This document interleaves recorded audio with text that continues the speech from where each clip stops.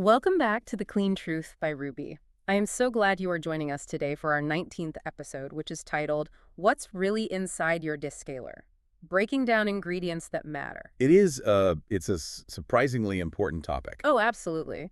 I mean, most people know they should descale their coffee machines, but very few actually know what is inside the descaling products they use. Right. We just buy a bottle, pour it in, and hope it does the job. Exactly. And today, our mission for this deep dive is to look at a highly practical, really eye-opening piece from the kitchen by Ashley Rodriguez. We are looking at a universal morning ritual for you, me, basically everyone making coffee. It is the one thing we rely on to start the day. Right. You probably have a beautifully designed brewer on your counter right now. You might even go out of your way to source these excellent, ethically treated beans. But there is this harsh reality we need to face. Yeah, the maintenance side of things. Even if you buy the best beans, you are likely neglecting the single most important maintenance step for your machine, descaling. Because understanding what is inside your descaler actually helps you make much better choices about how you care for your equipment, which is why ingredient choice matters so much. From effectiveness in removing the scale to safety for the machine and ease of rinsing afterward. Which connects so naturally to Roobi's coffee descaler. Yeah. Simple, effective ingredients designed to remove scale without any unnecessary additives. Okay, let's unpack this core problem of mineral buildup. Let's take a closer look at what's really inside your descaler and why those ingredients matter more than you might think. Let's do it. So, water. Even if you use a fancy pitcher filter, your tap water carries a specific chemical payload. And over time, that payload leaves behind what we call scale. It starts subtly, right? Like, you might just notice this faint, chalky, powdery film inside the water reservoir. Yeah, just a little cloudiness on the plastic. But if you leave it unchecked, that powdery layer thickens. It eventually turns into something that looks like gnarly rock candy. It clogs the machines and completely ruins the taste of your coffee. To give you the scientific context here, that scale is calcium carbonate. It is caused by hard water. When cold tap water hits the machine's heating element, the sudden heat lowers the solubility of those minerals. They precipitate out and instantly bond to the nearest hot metal surface. Layer after layer just baking onto the internal plumbing. Exactly. And the machine has to work so much harder to push water through. Which means the water hits your coffee grounds way too cold, making the coffee taste super sour. Now, the logical leap a lot of people make here is, well, if minerals are the problem, I will just use totally pure distilled water, zero minerals. Which sounds brilliant on paper. Right. But Ashley's article points out this fascinating paradox. Using totally distilled water is actually a terrible idea. It really is. You need some of those dissolved minerals, specifically calcium and magnesium, to brew a proper cup. Water needs those ions to act as a chemical vehicle. When the hot water hits the coffee bed, the calcium physically binds to the flavor compounds and pulls them out of the bean. So if you use pure distilled water, your coffee will taste incredibly hollow and lifeless. The water just washes over the grounds without extracting any of that complex flavor. So we're locked in this cycle. We have to use mineral-rich water for good coffee, which means we are constantly feeding the machine the exact ingredients that cause scale. There's no way around it. You just have to manage the buildup. Which brings us to the magic ingredient. Ashley consulted with specialty coffee professionals, and the barista-recommended solution is citric acid. It is such an elegant fix. It really is. It is naturally occurring in citrus. It is completely food grade, and it is even found in sodas. Sometimes you will see it in the baking aisle sold as sour salt. What's fascinating here is that citric acid acts as a chelating agent. A chelating agent. Okay, break that down for us. Chelation is a type of chemical bonding. Citric acid literally bonds to and removes metals. The acid molecules physically encapsulate the calcium and magnesium ions in the scale. They pull the minerals right off the metal walls of your boiler and dissolve them back into the water. So it isn't just scrubbing the surface, it is chemically dismantling the rock candy. Exactly. And once those minerals are suspended in the liquid, the machine just flushes them out the spout. Which leads to this massive economic aha moment for anyone listening. If you go to a premium supermarket, you will see all these expensive commercial descalers, fancy bottles, professional branding.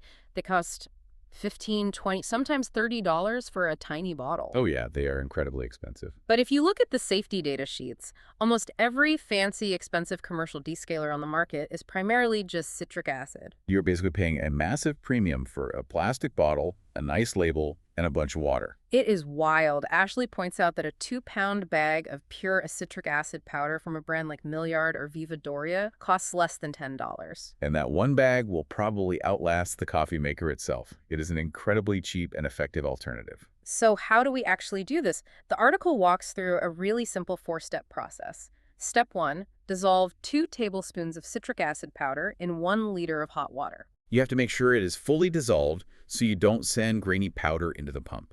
Right. Step 2, pour that into the reservoir and run a brewing cycle without coffee. That is when the active chelation happens. The heat accelerates the process. Step 3, run a water-only cycle, or maybe 2, just to rinse it all out and neutralize the pH. And step 4, wipe the reservoir with a clean microfiber cloth. It is foolproof. Dissolve, cycle, flush, and wipe. But the reality of doing this can be a little scary, especially with nice equipment. Ashley shared her real-world test on her own daily brewer, which is a Technivore Master. Oh, that is a gorgeous premium machine. Very precise. And very expensive. So she mixes the solution, starts the cycle, and watches the carafe. Here's where it gets really interesting. The water didn't come out cloudy or clear. It came out light blue. I can imagine the panic. Total panic. You think you just melted the inside of your $300 machine to save $10 on cleaner? Seeing bright blue water pouring out of your appliance definitely screams catastrophic chemical reaction. But the article brings in Jackson O'Brien. He is a technician for Peace Coffee, and he breaks down the chemistry perfectly. Yes, the Master uses a heavy-duty, pure copper boiler. Copper is amazing for temperature stability, but it is highly reactive to acids. So when that hot citric acid hits the raw copper, it leaches a tiny amount of copper ions into the water. And those ions are naturally bluish-green. He uses this amazing analogy from the text to explain it. The Statue of Liberty analogy. Lady Liberty is green for the exact same chemical reason. She is made of copper plating, and over decades, slightly acidic rain caused her to oxidize and develop that bluish-green patina. So when you run citric acid through that copper boiler, you are just recreating the Statue of Liberty effect on your kitchen counter. Which is mind-blowing, but more importantly, Jackson reassures us that this blue water is actually a good thing. It means the boiler was mostly clean to begin with. The acid was able to immediately touch the raw copper because there wasn't a huge layer of scale blocking it. And it won't hurt the machine, right? Not at all. The amount of copper being leached is microscopic. Unless you descale your machine every single day, it is completely safe. The blue water is just visual proof that the chemistry is working. Okay, so that handles the citric acid side. But we have to address the giant elephant in the room when it comes to DIY cleaning. The ubiquitous jug of white vinegar. Exactly. I can hear people asking right now, can I just use white vinegar? I already have a gallon of it under my sink. It's natural. It cleans everything. And scientifically, vinegar, which is acetic acid, will dissolve scale. But the article forcefully debunks this as a good idea for coffee makers. It is a massive mistake. Whatever you do, do not use vinegar in your coffee machine. Why is it so bad, though? If it dissolves the scale, shouldn't it work just fine? It comes down to the materials inside the brewer. The heating element is metal, but the tubes and gaskets are made of silicone and rubber.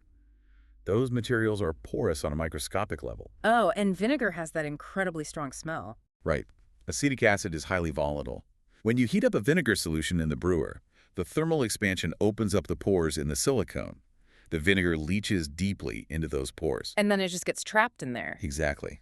When the machine cools down, the pores close, trapping the acetic acid inside the rubber. So no matter how many times you flush it with clean water. It doesn't matter.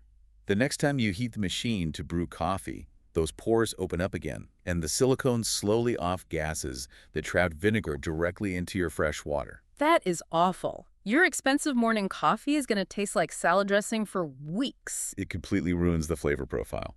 Citric acid is odorless and non-volatile. It rinses perfectly clean. Vinegar will haunt your coffee maker. So skip the vinegar, stick to the cheap bag of citric acid or a simple formula like Roobi's. So what does this all mean for your morning routine? It is all about preventative maintenance. You don't want to wait until the machine sounds like it's choking. Right. The article provides a great practical visual cue. You should aim to descale once a month. But if you aren't great with calendar reminders, there is a physical trigger you can use. Which I love. It ties the cleaning directly to your usage. Yes. If you use a standard drip brewer, You probably buy paper filters in those standard 50 packs. Every time you run out of a pack and have to open a new box of filters. That is your undeniable cue to descale the machine. It equates to about once every 2 months for a daily drinker. It takes the guesswork out entirely. Because descaling is truly the single best thing you can do for the longevity of your brewer. It protects your investment and guarantees your coffee tastes the way it is supposed to. You know, if we connect this to the bigger picture, Hmm. it really makes you think. About what? Well, if citric acid is this powerful as a chelating agent, and it turns out to be the hidden, cheap, active ingredient in almost all specialized commercial coffee descalers, Oh, I see where you're going with this. what other expensive brand name household cleaning products sitting under your sink are secretly just basic, inexpensive food-grade chemistry in a fancy bottle? That is such a provocative thought. It completely invites you to question the marketing behind all those specialized cleaning products we buy every single day. It really makes you want to read the labels a bit more closely. Absolutely. Empower yourself with a little chemistry, save some money, and brew a much better cup of coffee. Thank you so much for joining us on this deep dive today. We really hope this gives you a brilliant, practical strategy for your morning routine. So grab that bag of citric acid, set your filter box trigger, and we will see you next time.